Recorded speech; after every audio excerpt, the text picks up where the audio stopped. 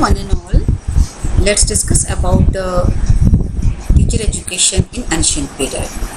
As you all know that the program of this education of teachers is not a new term, but it is prevalent from the ancient period.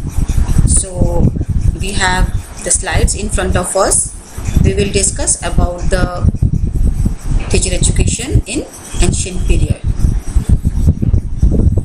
Here we have very well familiar with the concept that the history of teacher education in India is as old as the history of education, and the history of Indian education is as old as the history of human civilization. So that means the concept of informal teacher education must have been born in India during the early ancient Indian period, that is in 2500 BC. So in the beginning, the Hindu civilization has the concept of teaching, and it was concerned with the teaching of Vedas. Out of the 4 classes of Hindu society, Brahmins served as the teachers of the community and devoting themselves to the work of acquisition, conversation and promotion of knowledge.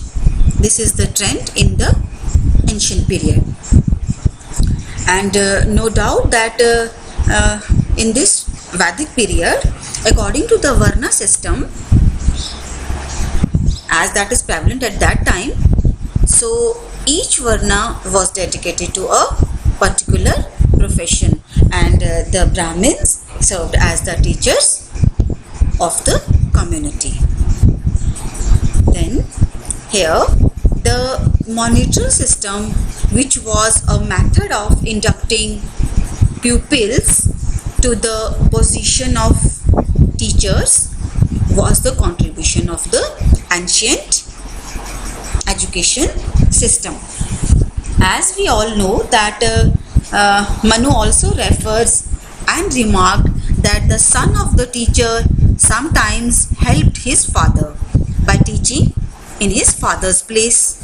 So the teacher was sometimes assisted in his work by some of the older and abler pupils, students who acted as monitors. So this monitor system, which was a method of inducting pupils to the position of teachers, was the contribution of the ancient education system. यानी कि ancient system में teacher की जगह उसके substitute में जब बच्चे जो कि क्लास के इंटेलेक्चुअल बच्चे होते थे, या टीचर का बेटा उनकी जगह पे जब क्लास को लेता था, तो this has created the monitor system. वैसे तो अभी हम लोग भी इस टर्म को यूज़ करते हैं कि हम क्लास में मॉनिटर्स को चुनते हैं जो कि क्लास को सुपरवाइज करता है in the absence of the teachers. So this monitor system is not a new one. It is the method from the ancient period also. So here we have hereditary process. Teacher education in the ancient period has been remarked as a hereditary process. How? Because as I have already discussed with you that in the ancient period there was a Varna system. मतलब वर्णों में मतलब बांटा गया था society को, ठीक है, और the varna was dedicated to a particular profession. Brahmins used to earn their livelihood by teaching, और इन 4 वर्णों में से ब्राह्मण को ये दायित्व दिया गया था कि आप लोग टीचिंग का जो है जिम्मेवारी आप संभालेंगे, और यही उनके लाइवलीहुड का एक जरिया था. सो it is rightly said that in the ancient period it was a hereditary process, that is teaching process or the teaching profession continued from one generation to the other generation. ठीक है. The next one, the guru or the teacher was an embodiment of good qualities, a fountain of knowledge and an abode of spirituality. What beautiful qualities or traits a teacher must have. In this point we can say that in the Vedic India the teacher enjoyed a very special status and position because he was held in high esteem by the society, and this was not only due to the learning and scholarship but also due to the qualities of head, heart and hand. तभी ये कहा गया है कि जो गुरु का ओहदा है और the teacher was an embodiment of good qualities.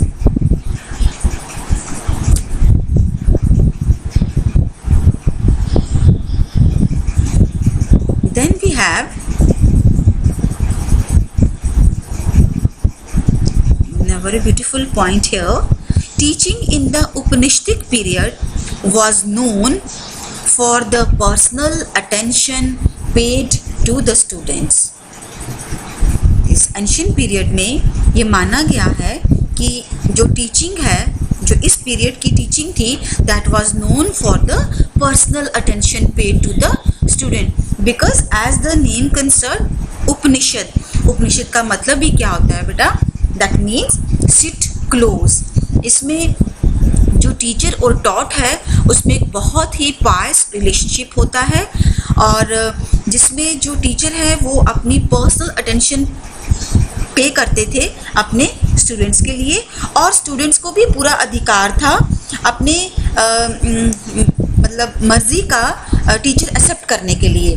There was full freedom to accept a discipline. Disciple rested with the teacher, but once he accepted a disciple, it became his moral duty to see that the disciple grew. जब एक बार कोई जो गुरु है वो अपने शिष्य को चुन लेता था तो उसकी सारी जिम्मेवारी गुरु का दायित्व होता था.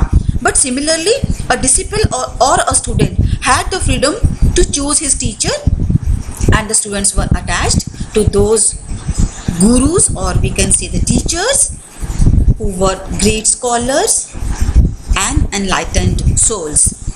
दोनों तरफ से फुल फ्रीडम होता था इस टीचर और टॉट के चूजन में in the ancient period. Then there is the main goal is the promotion of knowledge, and the knowledge was transmitted orally, since writing developed later, and the explanation was one of the important method of teaching. वैदिक period में, ancient period में जो teaching का जरिया था, जो dissemination of the knowledge थी वो ओरली थी, और इसमें जो व्याख्यान के थ्रू जो टीचर्स थे वो अपने बच्चों को शिक्षा देते थे, और चूँकि राइटिंग उतना डेवलप ही नहीं हुई थी, so that's why explanation was the important method of teaching. Then good teachers devise their own methods. जैसा कि हमने पहले भी डिस्कस किया है कि एंशियंट पीरियड में जो टीचर्स थे they have enjoyed a very special status and position. ठीक है, और they have even got a very high respect. और जो टीचर्स भी थे they are very dedicated towards their teaching profession, and they devised at their own level their own methodology of teaching, and they want the overall development of the individuals. ऐसा नहीं है कि 3 hours और 7 hours तक ही उनका M होता था education deliver करने का, but they want the overall development of the personality of the learners. Then पहले भी हमने डिस्कस कर लिया that the methods of teaching were very simple, explanation के थ्रू, एक्सपीरियंस के थ्रू, प्रैक्टिकल नॉलेज के थ्रू. इवन उस एंशिएंट पीरियड में भी प्रोजेक्ट्स दिए जाते थे. गुरुकुल्स में हम देखते हैं through our ancient stories, epics etc. कि तब भी गुरुकुल में जो गुरु होते थे वो अपने शिष्यों को अलग अलग pragmatic approach लेके बच्चों को पढ़ाते थे. Then we have rapport between the teacher and the taught. I have already discussed with you that both teacher and the taught have the full freedom to choose their teacher, and the taught teacher has also the full freedom to select his disciple, and the disciple also has the full freedom to select his teacher also. So जो भी ये जो teacher education का process था इन ancient period में, that was very interesting and very pious, because the teachers in the ancient period they have very responsible and good teachers devised their own methods through creative approaches also, because their own methods of teaching create interest and among the learners, and they are very meaningful to the students also.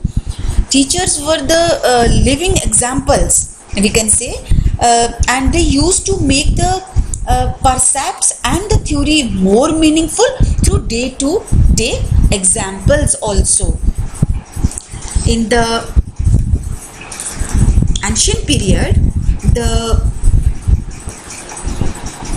teachers are very much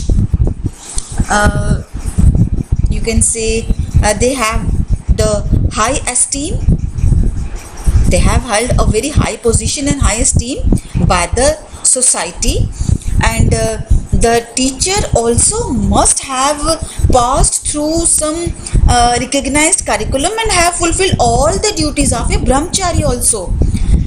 तभी उन्हें allow किया जाता था to become a teacher. That is very interesting one, because knowledge for realization was aimed at, and the teachers must sought after were those who did realize it, because only spiritually quickened and enlightened teachers were well received and well respected. Ancient period में भी जो teachers का चयन था, जो teachers का selection होता था, वो उन्हीं लोगों का होता था जो कि बहुत ही स्पिरिचुअली बहुत ही हाई होते होंगे और जो इंटेलेक्चुअल थे और एनलाइटेंड थे. सो इन्हीं क्वालिटीज़ के कारण the teachers in the ancient period were well respected.